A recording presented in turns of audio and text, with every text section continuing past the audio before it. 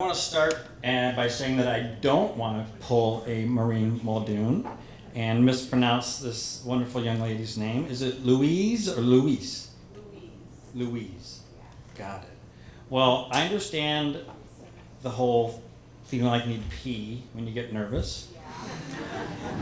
I was a springboard diver in high school and college, and I would pee 4 times before I had to compete. Well, and then think of it. Then you get ready for the meet, and what do? You dive into water. So it was really a struggle. But literally, the last 3 hours, all I've had to drink is 1 club soda from the nice bartender, $2.50, big spender here, and I must have peed 4 or 5 times in the last hour. And the man who was sitting next to me just left. He saw me going to the men's room 4 or 5 times. I don't know what he was thinking, what I was doing in there, but I was peeing. So I have a wonderful dog, Duke. He's a 2-year-old Cocker Spaniel, the absolute best dog I have ever met. He's just so sweet. But before I got Duke, I was going to foster another Cocker Spaniel. And I'd heard that sometimes the breed, since they were overbred, that they have what they call excitement urination. As soon as you pet them, they pee. And apparently it happened because the movie Lady and the Tramp was released in 1955. The Cocker Spaniel was the #1 breed in the US in the 50s. So overbred and inbred, and it led to this. So I was going to foster this black Cocker Spaniel. I went to visit him in the room at the shelter and pet him, and he peed. So I have Duke now. He doesn't do that, which is great. I think the vet thinks it's because he's actually probably mostly Cocker and part King Charles Spaniel. So for Louise and I guess that for us, there's this new syndrome, NPS, nervous pee syndrome. So actually, I guess it's nervous peeing syndrome, because it's not the pee that's nervous, it's we. So that was into my story. California Dreamin'. The biggest hit recording of that was the Mamas and the Papas, of course. Michelle and John Phillips wrote it. Actually wrote it for Barry McGuire, who sang it first, and with the Mamas and the Papas as backups. And the Mamas and the Papas released it in 1965. So that was obviously the bigger hit of the two. And Rolling Stone, on their list of 500 best songs of forever, California Dreamin' is listed as number 89. So great song, and but I also searched California Dreaming. So the song is California Dreamin', but California Dreaming apparently was a common phrase in the 60s, around the time of the Civil Rights Movement, Vietnam War, that meant that people were dreaming for freedom and for fewer of life's hardships. So that's the original meaning of the phrase. And Kathy did a great job singing that. And of course the first line is, all the leaves are brown and the sky is gray. And apparently the person who's singing this is talking about dreaming about being in California, where it's warm, sunshine, and life is better. September, every September, is, now I'm going to get on the serious side. Every September is Suicide Prevention Month, Awareness Month, and actually today is World Suicide Prevention Day. Approximately 123 people in the US take their lives each day. It's the 10th leading cause of death in the US. And for people between the ages of 15 and 24, it's the 3rd leading cause of death. For people between 25 and 34, it's the 2nd leading cause of death. The reason I'm bringing this up, not only because of the month and the day, I am a certified suicide prevention hotline volunteer. I'm affiliated with 2 organizations. The newest one is called Hope for the Day, and that's this bracelet that I have. And the organizations are very different. Hope for the Day teaches people, anybody, therapists, lay people, how to recognize the signs and symptoms of somebody who might be headed towards suicide, the signs and symptoms of depression, withdrawal, all of those things. In my 2.5-day training session, the very last 15 minutes, they talked about the suicide hotline. So that's the other organization, Suicide Prevention Services of America. And we are taught, of course, to help people through their suicidal thoughts in the moment. So Hope for the Day, we try to prevent that. Suicide Prevention Services, we have somebody on the phone and they are thinking of killing themselves. And we do a 6-step process. The first one is to determine if they are serious, have them actually voice that, I am thinking of killing myself. All the way to the 6th step, where we get them to agree to a plan to keep them safe for 24 hours. So that's why, the reason I'm talking about this, during my training for Suicide Prevention Services, I was the only one in my class who had ever experienced suicidal thoughts, suicidal ideations with one aborted attempt. So for suicide, there are 3 levels. Suicidal thoughts, you're just thinking about it. Suicidal ideations, you actually have a plan. And then, of course, if you were to kill yourself, the new term for Hope for the Day is suicide completion. So I have a history of mental health problems, not only familial, but myself also. In 1979, I had my first undiagnosed episode of major depressive disease. I was 21 years old in college. I just felt down, and it was undiagnosed. But I've had 5 bouts with major depressive disorder in my life. And the worst episode was in 2001. It was so bad, not only was I depressed, I had severe anxiety, I had paranoia, and then I had the suicidal ideations with one aborted attempt. So I checked myself into a psych ward, and I was there for 2 weeks. And it saved my life. I actually had a Methodist minister who suggested very strongly that I do that. I had confided in him, and he was actually another of the many lifesavers in my life. So I go to the hospital, the psych ward.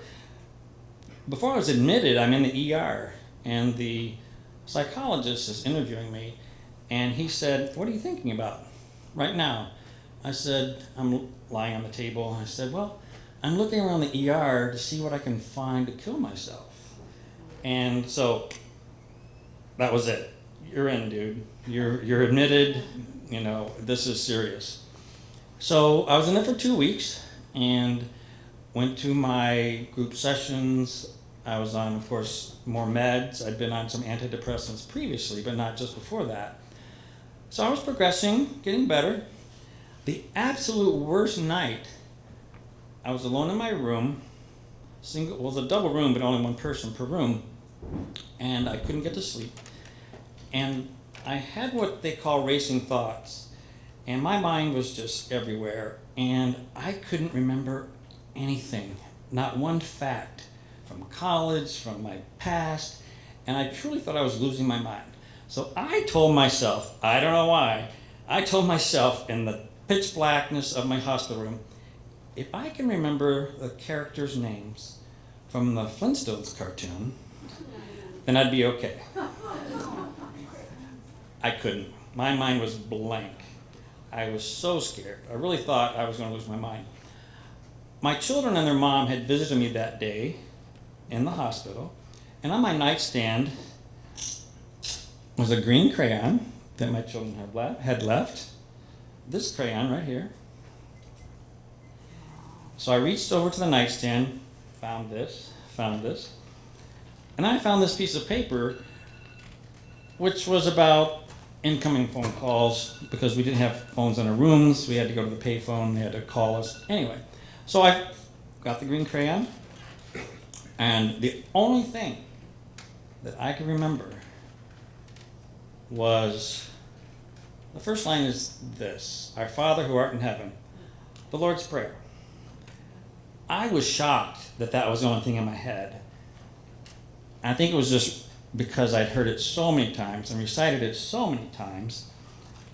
I'm neither religious nor theological, not really sure what I believe, might be atheist, agnostic, but I think it was just the repetitive reciting of this that saved my life. And so I wrote it on here with my green crayon, my kid's green crayon, put it on the nightstand and fell asleep, just like that. So got out of the hospital 2 weeks later, and so now I was seeing a psychiatrist. I had a new therapist, I call him a talk therapist, Greg Dana, and of course I was on medication, some antipsychotic medication, some heavy-duty meds, very strong, mostly for the paranoia. And I was doing fine on the antipsychotic, and then a month or two later, I had this neuromuscular side effect where I couldn't take regular strides unless I forced myself. I was taking tiny little steps. And my wife at the time noticed it, called Dr. Lammers, and he said, oh yeah, that's in literature, we know about that one. So we switched to another drug. And I was fine on that drug for about 2 years, and then suddenly I started falling asleep within an hour of taking this medication. I had some projects downtown. I was living in the northern suburbs. I would wake up, take my meds, eat my breakfast, get dressed, drive to the city, an hour and a half during rush hour. Within 45 minutes, I was falling asleep at the wheel. I literally pulled over and took a nap on the way to work in the city. So I talked to Dr. Lammers. He said, well, I don't think it's that med. It's not in the package insert. It's not in the literature online or anything. So he ordered a sleep study, perfectly fine. Physical exam, perfectly fine. I was driving to Rockford one night for work. I fell asleep at the wheel. I went off the road. I hit a road sign. That woke me up. So I got back on the road, got to the hotel, took myself off the med the next day. I did the experiment. I said, this is just unacceptable. The extreme somnolence, falling asleep, ended. It ceased within 24 hours of stopping that drug. So being in drug research for most of my career, I called the manufacturer of this drug and asked to speak to the safety department. And the man who answered it sounded like he was pretty young. And I said, this is what happened. This is your company's drug. It's not in your package insert. It's not in your literature. And he said something like, oh, thank you, sir. I'll make a note of that. And I said, let me explain who I am and what I do.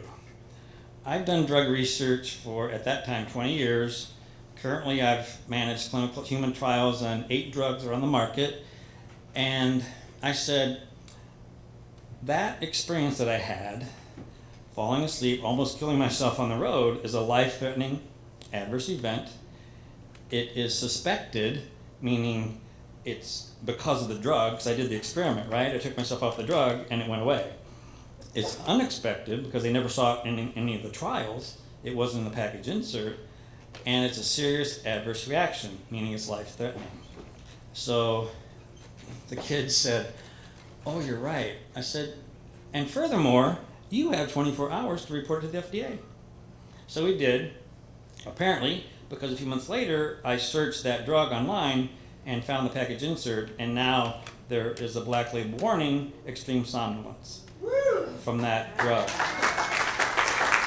Because not only in drug research do we find adverse events during the studies, but we also sometimes do post-marketing studies. We'll get more information, but also we rely on patients just calling and say, hey, I experienced this, and I haven't read about it. So luckily, it got into the literature, and sometimes the what's the term? The squeaky wheel gets the grease. So that's really happened at that time. So when I got out of the hospital, I was doing well. So this is how I like to describe it. All right, I'm about to go in the hospital, right? Psych ward. Here's where I was. If I could get lower than this, that's where I would be. And then as I got out of the hospital, I was better. And then psychiatrist, talk therapist, medication. I was better, but I needed to be even better because I had 2 young kids at the time, going through a divorce. So I had to really be the best I could be. So I decided to, at this level, to try a cognitive behavioral therapist. A tennis friend told me about him, Dr. Walton. I tried acupuncture, and I did hypnosis. Because I decided that I couldn't wait to try one at a time. What's going to work? So I hit them with everything. I think the cognitive behavioral therapy helped the most, but they all helped. So I was able to get better and better. And one of the things I love about cognitive behavioral therapists, especially being a scientist, is that Dr. Walton would give me these tests that would quantify, actually assign a number to my depression, or it would pinpoint where my negative thoughts were. Instead of going to a talk therapist, Greg Daniel was great, but my experience with talk therapists is, well, how are you today? You seem better, but to be able to get a number like the Beck Depression Scale, your depression is at a 17. We're going to do it in 2 months. Oh, look, now you're a 20. So that was very helpful. So I was able to get, sub-basement to here, and since then, I've been able to get even higher. One of my therapists, thank you.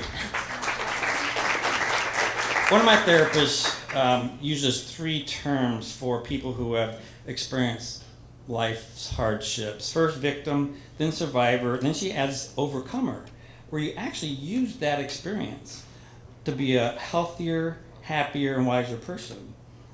You wouldn't want to repeat it, but you can use it. I used it to my advantage with lots of therapy, great family and friends, exercise, good diet, plenty of sleep.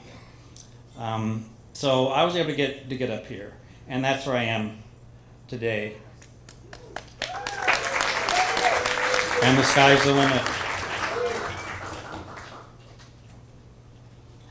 One of the ways that I've stayed out of the hospital, because when I was discharged from the hospital, I vowed to myself, I will never go back to the psych ward. It wasn't an option. And so I guess I have a new mantra and an older mantra. And the first one is self-care. I learned that I have to take care of myself first, not in a selfish way, but if I don't, I can't be the best father, brother, uncle, friend, employee, human that I can be. It's not in a selfish way, it's just, I come first because I need to be healthy so I can be the best that I can be. So that's that's been decades since I've used that mantra. My new one is on my new t-shirt. It says, simply doing the next right thing. So I love this because it encapsulates so much. Simply, all right, I like simple things, don't make it too complicated. Doing the next right thing. By saying the next right thing, that includes setting priorities. So the next right thing, what's next on my list? And then when I finish that, go to the next one, the next one, the next one. And they're the right things. And so that's why I had this made. And my daughter saw it and she said she wants one, so I have to get one for her. California dreaming, the phrase that was used in the 60s, about being free, about trying to have fewer hardships in life. I'm definitely free. And of course, I'm always going to have hardships, but I've learned lots of coping mechanisms, my great support systems.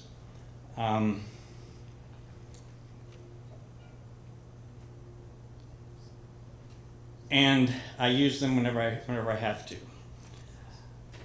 And I'd like to just leave you with this. The Flintstones characters. Fred, Wilma, Pebbles, Flintstone, their pet dinosaur, Dino, their best friends, Barney, Betty, and Bam Bam, Rubble.